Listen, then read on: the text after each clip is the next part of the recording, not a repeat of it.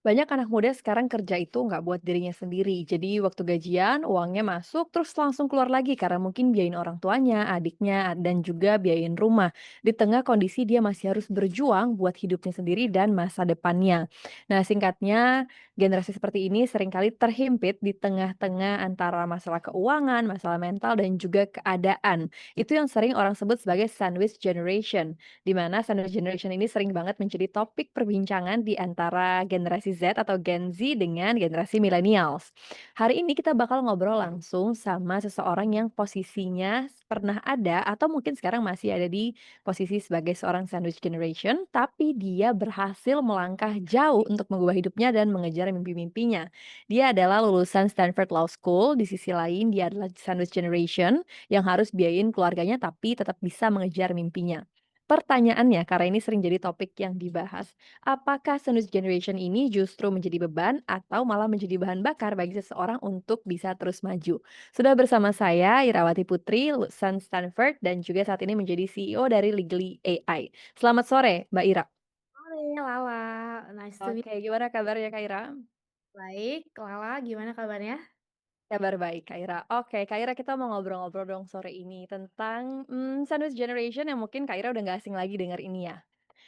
Sekarang tuh kan banyak banget anak muda ya Kak yang jadi sandwich generation dan menurut Mbak Ira sendiri, posisi ini tuh, kenapa sih bisa makin sering dialami sama millennials ataupun generasi Z, Gen Z?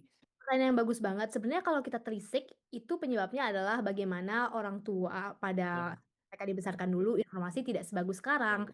Mmm, Mendapatkan informasi mengenai literasi keuangan itu memang sangat sulit, sehingga pada akhirnya mereka melihat, anak itu sebagai, investasi gitu ya. Jadi mereka berharap segala segala yang, usaha tenaga yang telah mereka keluarkan untuk anak-anak itu bisa berbalas dengan nanti ketika anaknya sukses, mereka akan bisa dijamin kehidupannya oleh anak-anak ini. Itu satu, yang kedua, karena literasi keuangannya belum baik, mereka juga tidak tahu cara mengelola keuangan sehingga, tidak punya pilihan selain mengharapkan istilahnya usia pensiun mereka nanti dijamin oleh anak-anak. Karena mungkin mereka masih buta terhadap, asuransi, buta terhadap investasi, buta terhadap bagaimana caranya mengatasi inflasi, gitu. Jadi, orang tua kita pada zaman dahulu itu, sangat minim literasinya dan mereka masih punya stigma-stigma di mana anak harus berbakti pada orang tua, jadi nanti memang sudah, siklusnya bahwa nanti ketika orang tua sudah menua, maka anak yang harus mengikuti orang tua ini. Dan yang terakhir juga karena, negara sebenarnya masih gagal ya untuk bisa,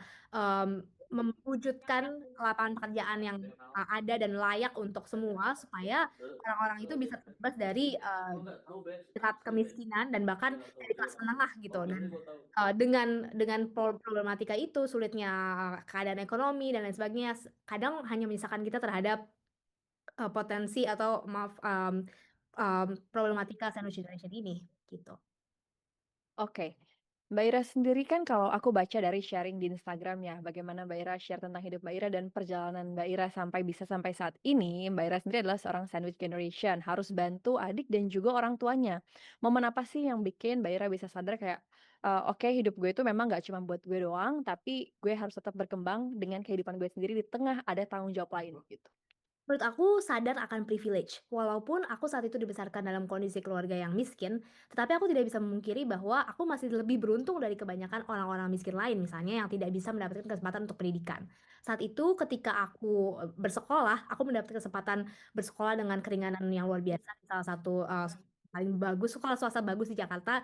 Jadi, uniknya waktu, dulu aku viral, ya aku diterima di Stanford, orang-orang bilang, "Oh tapi SMA-nya dulu SMP-nya dulu dia di sekolah swasta mahal." Banyak yang orang-orang nggak tahu bahwa aku tuh dapat keringanan luar biasa kayak beasiswa gitulah ya, beasiswa, dan aku tahu itu nggak datang ke semua orang, meskipun orang-orang miskin, meskipun orang-orang pintar, nggak semua orang miskin dan pintar bisa dapat kesempatan itu. Jadi aku tahu aku masih punya privilege, dan dengan segala keterbatasan yang orang tua aku punya saat itu, mereka setidaknya masih sadar bahwa pendidikan itu sangat penting.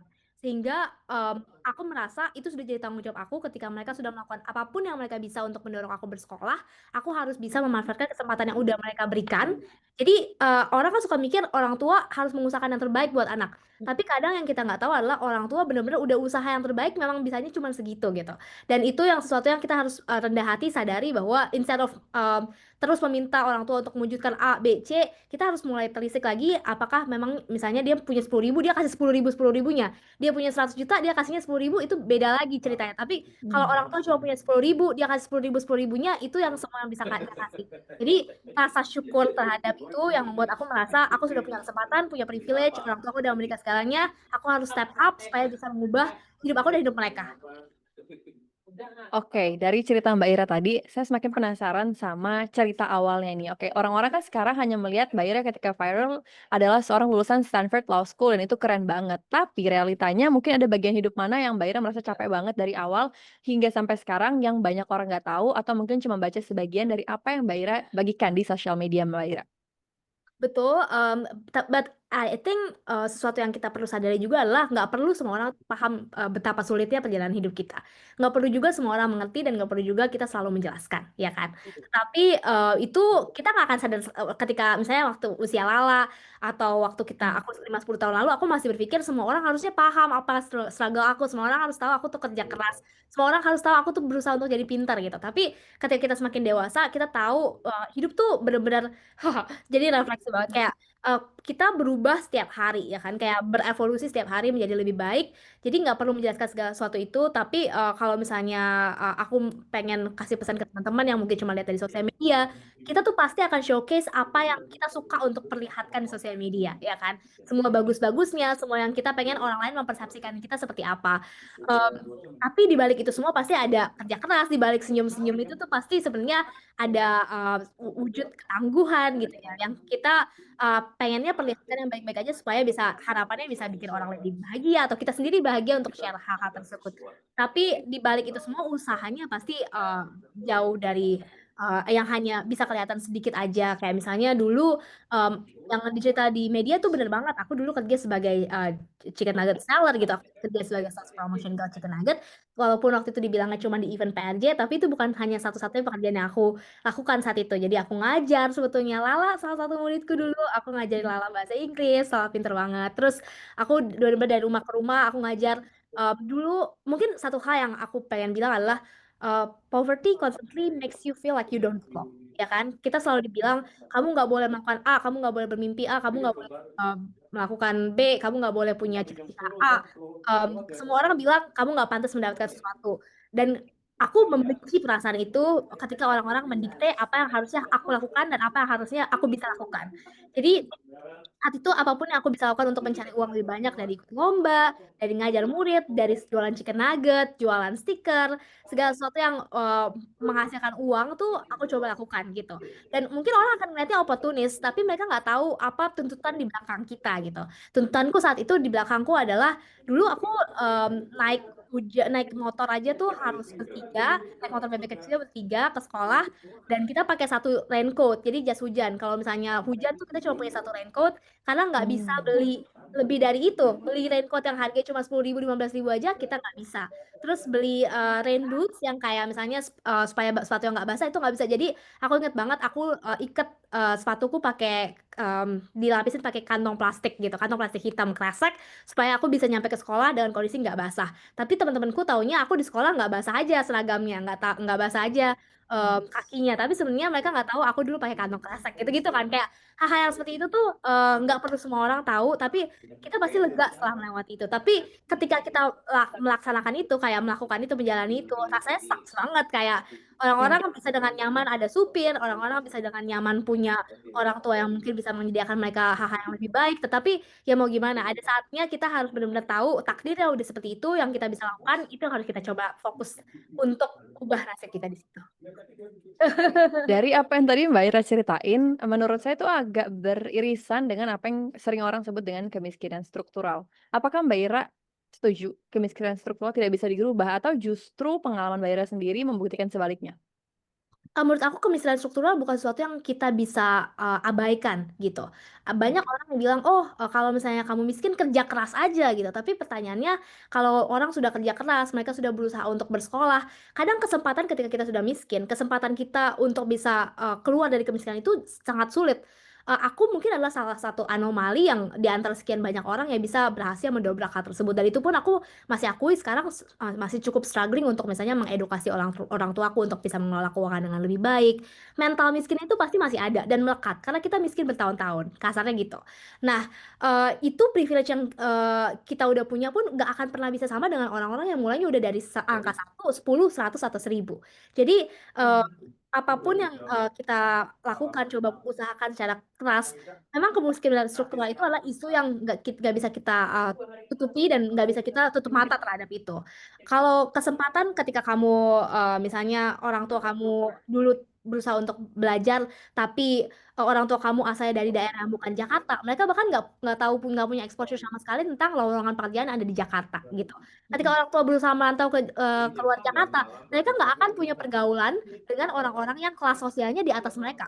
Biasanya orang-orang ini akan berkenalan juga dengan orang-orang yang status sosialnya sama. Karena ada yang disebutnya orang-orang tuh kayak alergi gitu dengan orang-orang miskin. Mereka nggak mau bergaul atau mereka takut mentalnya tuh jadi mental malas. Karena itu stigma-stigma yang ada terhadap orang-orang yang diasingkan dari kemiskinan struktural ini. Dan akhirnya mereka hanya bisa bergaul dengan circle-circle itu. Mereka punya pemikiran yang langgeng pula lah pemikiran-pemikiran itu tanpa mereka bisa mendobrak. Salah satunya yang paling pasti yang bisa kita lakukan adalah pendidikan ya. Jadi kayak aku waktu itu selalu bilang kayak pendidikan itu jalan yang paling pasti untuk mengubah nasib, tapi juga nggak bisa dibilang akan selalu outputnya itu sama. Bukan 1 tambah 1 sama dengan 2 gitu. Bisa jadi dia udah punya pendidikan yang bagus, tapi dia salah pergaulan. Bisa jadi dia punya pendidikan yang bagus, tapi dia keburu capek dengan realita dan akhirnya dia memilih hal-hal yang lain, terjerumus ke hal yang lebih negatif seperti itu. Jadi kayak kemiskinan struktural itu awalnya dari kegagalan negara mewujudkan kesejahteraan masyarakat. Dan impact-nya adalah orang-orang yang miskin akan semakin miskin, orang-orang yang kaya akan semakin kaya. Karena mereka akan selalu terpisah dari circle itu dan nggak bisa saling beririsan untuk bisa mengubah pemikiran dan perspektif satu sama lain. Sebetulnya lebih ke arah sana juga sih. Kesempatan itu nggak akan pernah sama. Kalau kemiskinan struktural akan selalu ada ketika dan kita akan selalu bisa lihat dari gimana exposure terhadap kesempatan itu. Jangankan orang miskin dan orang kaya, kamu tinggal di Jakarta dengan kamu tinggal di daerah Aceh misalnya, itu udah sangat-sangat berbeda.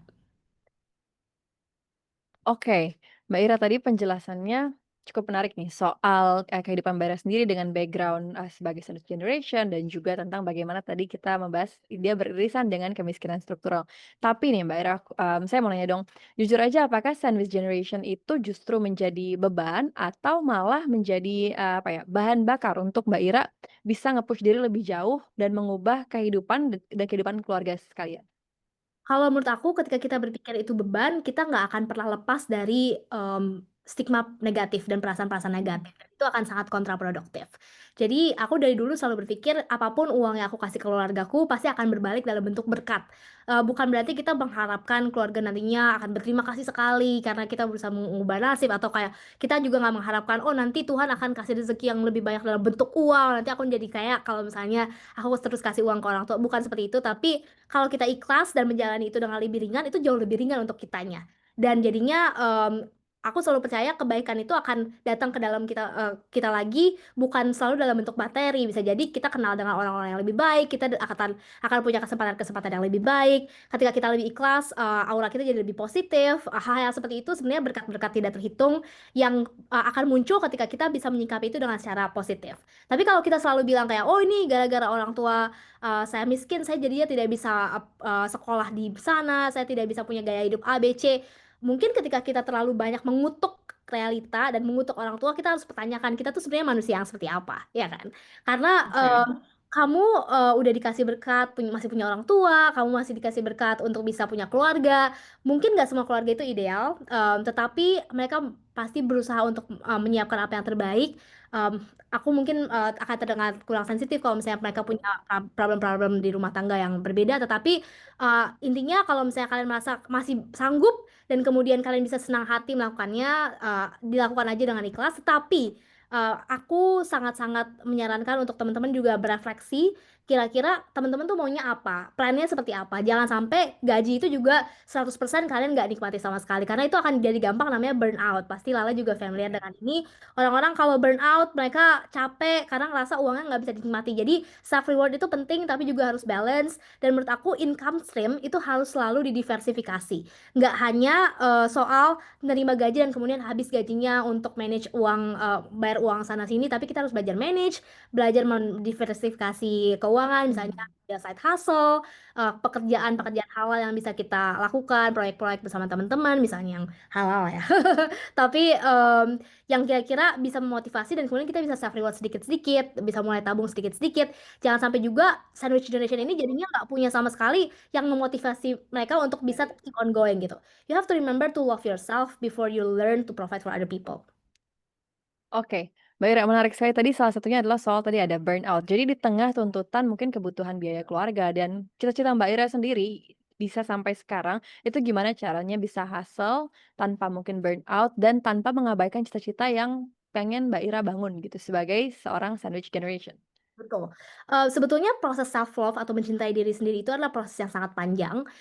Itu yang kenapa orang-orang bilang di usia 20-an kita akan mulai berusaha menemukan diri kita sendiri. Artinya kita Mmm, tahu apa yang benar-benar kita pedulikan, bukan hanya tentang diri kita sendiri. Bisa jadi ada orang-orang yang suka mempercantik diri, ada orang-orang yang suka koleksi tas, mhm, ada orang-orang yang suka jalan-jalan. Apapun itu bentuk cinta terhadap diri sendiri sebetulnya. Kalau untuk aku, cinta terhadap diri sendiri berarti ketika aku bisa share apa yang bermanfaat buat orang lain dan ketika aku bisa menggunakan privilege aku untuk membangun sesuatu yang aku benar-benar peduli, kayak misalnya sekarang di perusahaanku aku berusaha untuk empower orang-orang yang tidak bisa merepresentasikan dirinya melalui pengacara, jadi harus merepresentasikan dirinya sendiri di pengadilan tanpa bantuan siapa-siapa. Nah, aku merasa aku perlu membantu orang-orang seperti itu, jadi aku menemukan tujuan dengan dan aku merasa tujuan itu yang akan membuat aku keep going gitu.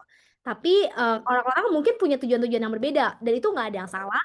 Yang penting ya memang tahu dan bertanya sendiri apa yang kita mau dan kita benar-benar peduli. Istilahnya kalau dulu cara paling gampangnya adalah tanya kalau misalnya nggak ada yang bayar kalian, kira-kira kalian maunya tetapnya melakukan apa gitu. mmm, Something yang oke. bikin kita bisa ngomongnya secara passionate. Oke, Mbak Ira. Tadi penjelasan Mbak Ira itu sangat sangat, bermanfaat untuk, khususnya generasi muda yang masih menjadi sandwich generation. Tapi mungkin boleh nggak Mbak Ira kasih sedikit gambaran tentang perjalanan Mbak Ira sendiri? Karena bisa jadi tidak semua audiens tahu nih kira-kira perjalanan Mbak Ira apa, cuma tiba-tiba taunya mungkin adalah lulusan dari Stanford Law School. Boleh diceritain dengan mungkin distinction yang sebegitu banyak dan berasal dari, keluarga yang seperti apa, terus kemudian bagaimana Mbak Ira bisa menerobos itu semua? Dan kira-kira adakah satu kalimat dari Mbak Ira untuk, generasi muda yang saat ini tengah menempati posisi sebagai seorang sandwich generation supaya mereka bisa maju dan melangkah lebih jauh dari kehidupan mereka sekarang. Tuh, mungkin aku mulai dari kalimatnya dulu kali ya. It takes time, Yes. but it is certainly possible. Jadi memang akan lama dan nggak instan, tetapi sangat mungkin. Mmm, Kalau misalnya kita dengan media-media yang selalu menyuplai kita dengan konten-konten yang sifatnya instan, dengan kita melihat mhm, bagaimana orang-orang showcasing the best version of their lives already gitu, akan gampang untuk berharap bahwa hidup tuh harusnya cepat dan mudah dan gampang untuk mencapai tujuan yang kita mau. Tapi sayangnya hidup setidaknya 5-10 tahun lalu, 15 tahun yang lalu ketika aku menjalani itu sama sekali nggak mudah. Aku lahir dari keluarga yang sangat miskin, papaku keturunan Chinese Pontianak, merantau dari Cina ke Pontianak dan kemudian ke Jakarta. Papaku yatim dari kecil, kita juga nggak punya sama sekali background pendidikan. Papaku tinggal di jalanan, benar-benar anak jalanan, dan dia harus luntang-lantung, meminta bantuan keluarga. Dan saat itu sebagai keturunan Tionghoa di Indonesia, keturunan Tionghoa cenderung diminta untuk harus selalu sukses. Dan kalau nggak sukses tuh istilahnya gagal dan malu gitu. Dan ketika papaku memutuskan menikah dengan mamaku yang juga berpindah dari satu kampung kecil, satu dusun kecil di daerah Buniaga, mungkin bahkan teman-teman nggak ada yang tahu, itu di daerah Jawa Barat ke Jakarta, merantau jadi sales promotion girl juga di salah satu pertokoan di Jakarta. Kemudian papaku ya karena hidupnya cuman jadi serabutan gitu ya, ketemu sama mamaku dan akhirnya memutuskan untuk menikah. Dengan kondisi mereka masih susah saat itu, semua orang akan bilang, ngapain udah tahu susah menikah lagi, terus punya anak lagi, punya anaknya 3 lagi. Aku sering sering banget dengar kata-kata orang-orang bilang, wah kalau udah susah jangan punya anak mulu dong gitu. Itu benar-benar sesuatu yang real. Mungkin kita sekarang cuma dengar atau lihat di sosial media orang-orang memperlakukan orang lain secara buruk. Aku benar-benar menghidupi itu saat itu. Papa mamaku kalau dikasih donasi beras harus dijual lagi saking kita nggak punya uang. Kita tinggal di rumah yang sangat kecil, 3 kali 3 meter persegi, berlima, berempat sampai dari dulu adikku tuh yang terakhir bedanya jauh dari aku. Jadi kita sempat tinggal berempat dan tiga berempat pun itu kecil banget. Adikku yang pertama telinganya sering digigit tikus gitu. Kayak saking kumuhnya kita tinggal di eh, pemukiman kumuh di daerah Jakarta Barat. Nama gangnya bahkan kayak waktu itu apa ya namanya Petung atau apa gitu kayak. Terus got-got tuh benar-benar tinggal berdampingan dengan got, dengan tikus. Itu benar-benar sesuatu yang aku lalui. Tapi satu hal yang orang tuaku selalu tekankan adalah pendidikan itu penting. Karena mereka tahu mereka nggak punya pendidikan. Makanya hidup mereka seperti itu. Dan mereka ketuk satu-satu pintu untuk supaya aku bisa bersekolah di penabur. Mereka berusaha untuk bilang bahwa anakku ini pintar, coba dikasih kesempatan dulu. Dan saat itu satu-satu yayasan yang membantu aku memang BPK Penabur sih. Jadi kayak mereka bilang kayak mereka masih bisa kasih kesempatan walaupun saat itu uang sekolahku jadinya aku nggak bisa bayar. Terus mereka minta cuman kayak rahasiakan aja dari teman-teman yang lain gitu. Dan itu menurut aku sesuatu yang kayak mental-mental kemiskinan itu berakhirnya dari misalnya perasaan malu karena kita selalu diperlakukan berbeda karena kita nggak bisa berada di level yang sama. Tapi sebenarnya ketika kita udah dewasa kita tahu bahwa orang-orang yang benar-benar menerima kita nggak akan peduli juga dengan status sosial kita seperti apa gitu kan. Tapi waktu kita bertumbuh sebagai remaja, sebagai anak, kita melihat gimana perbedaan itu nggak bisa bayar uang sekolah, nggak bisa punya sepatu yang bagus, nggak bisa bawa bekal, nggak bisa jajan ke kantin yang seperti itu. Nah, ketika aku sekolah, aku selalu ikut lomba-lomba supaya aku bisa dapat hadiah uangnya, bukan karena pengen dapat prestasinya aja sih sebenarnya, tapi bener-bener kayak aku tahu dulu tuh hadiahnya 100.000, 200.000 itu berarti banget. Jadi aku mulai sekolah, belajar supaya aku bisa tetap dapat beasiswa, tetap dapat keringanan, ikut lomba sana sini supaya aku bisa dapat uangnya. Terus ya bener-bener kerjanya tuh untuk uang. Jadi kalau dulu ditanya cita-citanya apa, aku nggak pernah bilang aku mau cita-citanya jadi Stanford lawyer atau nggak pernah cita-citanya mau masuk Stanford. Aku tahu Amerika aja enggak gitu. Kayak bener-bener nggak kebayang sampai situ. Bener yang orang bilang orang miskin itu mimpinya terbatas karena kita nggak nggak nggak paham juga kita bisa bermimpi sampai sejauh apa gitu.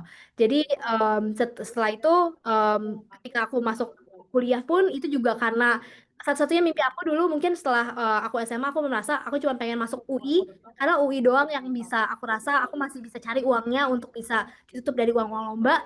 Tapi selain itu kalau universitas swasta aku mungkin kalau aku nggak dapat UI aku mungkin nggak lanjut kuliah. Terus aku menang lomba debat. Lomba debatnya itu diselenggarakan sama Fakultas Hukum Universitas Indonesia. Mereka kasih aku uang 1 juta rupiah karena aku waktu itu dapat best speaker. Nah, uangnya itu aku pakai untuk bayar SIMAK UI. Jadi aku nggak ikut prepare bimbel, nggak ikut apa-apa karena aku kerja yang di Chicken Nugget itu. Cuman aku pakai uang dari FHUI untuk apply FHUI juga. Dan aku berharap ya aku bisa masuk ke situ.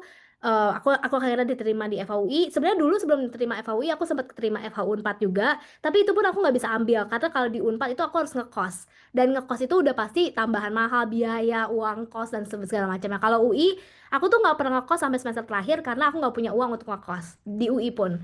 Jadi aku waktu itu nebeng-nebeng teman untuk kayak kalau misalnya malam harus pulang malam aku harus bilang ke teman boleh nggak aku nginep di tempat kamu gitu dan itu pasti membuat teman-teman jadinya kayak ngerasa ini kenapa sih ini anak nggak modal banget gitu kan karena dulu kita mana ngerti sih struggle orang dan pastinya aku menutup-nutupi itu atau bahkan berbohong bilang bahwa oh iya alasannya ini itu supaya aku bisa diterima di society gitu kan jadi segala struggle itu disimpan sendiri sampai akhirnya aku lulus dari UI. Sebelum lulus dari UI aku dapat kerja di kantor hukum. Itu juga aku merasa sangat terbantu karena banyak ikut lomba-lomba juga selama di UI dan dari sana aku terus lanjut ke kantor hukum, kemudian bantu kementerian waktu itu di GovTech, dan kemudian setelah itu aku mulai apply ke Stanford karena aku pikir aku pengen lanjut sekolah lagi supaya aku bisa punya advancement karir yang lebih bagus. Setelah aku tiba di Amerika, aku ke Amerika dengan beasiswa LPDP di Amerika. Pemikiranku jauh lebih terbuka lagi, benar-benar berbeda banget aku sekarang dengan aku 2 tahun lalu bahkan sebelum berangkat ke Amerika. Aku lihat gimana orang-orang itu memperlakukan semua orang secara sama, terlepas dari status sosialnya, nggak perlu ada yang ditutup-tutupi dan benar-benar merit. Jadi kalau misalnya kita punya kekuatan dalam bentuk public speaking, kekuatan kita dalam bentuk, kepintaran membahas legal-legal, issue misalnya, mereka akan mengapresiasi itu terlepas dari background kita seperti apa. Jadi your background, your accent in English does not matter, yang penting adalah kita percaya diri dan kita jujur sungguh-sungguh, itu lebih jadi penentu suksesnya. Dan akhirnya aku lihat juga gimana orang luar itu yang bukan dari Indonesia mentalnya udah jauh lebih maju, mereka percaya diri untuk membawakan diri mereka dan kasih tahu aja apa yang mereka bisa bring into the table, dan aku berusaha untuk mereplikasi itu supaya ketika aku melakukan sesuatu sekarang aku jadi lebih pede lagi gitu. Oke, Mbak Ira, ceritanya luar biasa, sangat-sangat, menggambarkan bagaimana perjuangan Mbak Ira melawan kondisi sebagai sandwich generation, tapi tetap bisa, mencoba menggapai mimpi-mimpi yang sudah Mbak Ira bangun, dan bisa sampai seperti sekarang. Mbak Ira, terima kasih banyak untuk waktunya, Mbak Ira. Makasih Lala. Ya, tadi adalah obrolan kita tentang sandwich generation yang sering jadi topik hangat di antara generasi Z atau Gen Z dan juga millennials. Tadi narasumbernya adalah seorang lulusan Stanford Law School yang mana dia pernah atau mungkin masih menempati posisi sebagai seorang sandwich generation, tapi dia berhasil membuktikan bahwa tidak selamanya sandwich generation itu selalu menjadi penghalang atau beban bagi diri sendiri untuk terus melangkah maju. Nah, kalau kalian punya pendapat atau ada yang mau didiskusikan mungkin tentang sandwich generation ini, boleh tulis di kolom komentar. Terus jangan lupa like dan juga subscribe.